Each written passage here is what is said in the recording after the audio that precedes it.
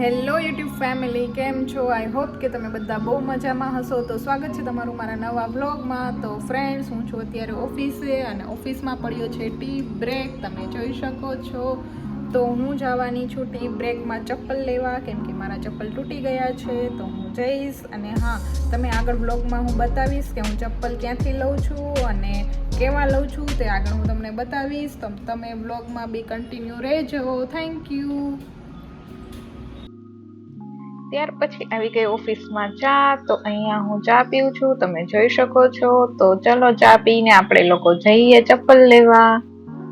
ઓફિસની બહાર નીકળતા મેં જોયું તો વાતાવરણ એકદમ મસ્ત હતું, કેમ કે અત્યારે વરસાદ આવી રહ્યો હતો ઝીણો ઝીણો. તો વાતાવરણ આવું હતું. તો ત્યાર પછી હું નીકળી ગઈ છું, તમે જોઈ શકો છો, ઓફિસની બારે ચપ્પલ લેવા માટે. હું અને મારી ફ્રેન્ડ જઈએ છીએ ચપ્પલ લેવા માટે.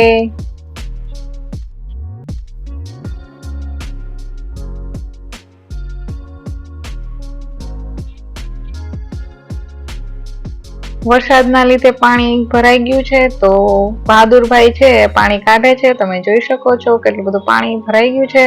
અને હા, વરસાદનું પણ ઝરમર ઝરમર છાંટા આવે છે. તો મસ્ત એકદમ ઠંડક વાતાવરણ થઈ ગયું છે અને રોડ ઉપર મસ્ત લાગે છે, તમે જોઈ શકો છો કેટલું મસ્ત વાતાવરણ છે, હે ને?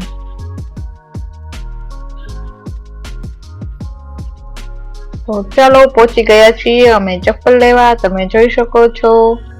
તમને બતાવું કે આ મસ્ત મસ્ત ચપ્પલ છે, તો તમે જોવો.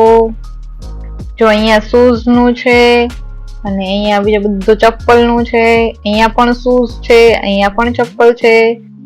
તો હિતિક્ષા મારી ફ્રેન્ડ છે, તે ટ્રાય કરે છે કે આ છે કે આ, અને હું પણ અહીંયા ટ્રાય કરું છું કે મારે આ લેવા છે અને આ પણ છે. તો તમે મને કમેન્ટ કરીને કહેજો કે મેં કયા લીધા હશે. આ બ્લેક લીધા હશે કે ગ્રે લીધા હશે, તો કમેન્ટમાં મને કહેજો. અહીંયા પણ જો કેટલો મસ્ત બધા ચપ્પલ છે, સરસ સરસ.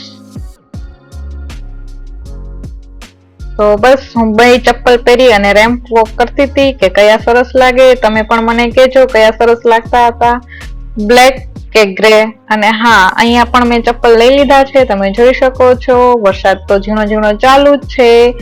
વરસાદમાં અમે ચપ્પલ લઈને આવ્યા છીએ, તો પછી લાગી ગઈ ભૂખ. તો પછી મારી ફ્રેન્ડ કે ચલ દીદી પાણીપુરી ખાઈએ. તો પછી અમે પાણીપુરી ખાવા આવી ગયા છીએ. તમે પણ આવી જાઓ, ચલો. બસ તો પછી પાણીપુરી ખાઈને અમે લોકો આવી ગયા પાછા ઓફિસે, કેમ કે ઓફિસના બ્રેકમાં ગયા હતા એટલે. તો બસ અમે ઓફિસેથી ચપ્પલ લઈને આવી ગયા. તમને પણ આ વિડીયો કેવો લાગ્યો તે મને કમેન્ટ કરીને કહેજો. Thank you.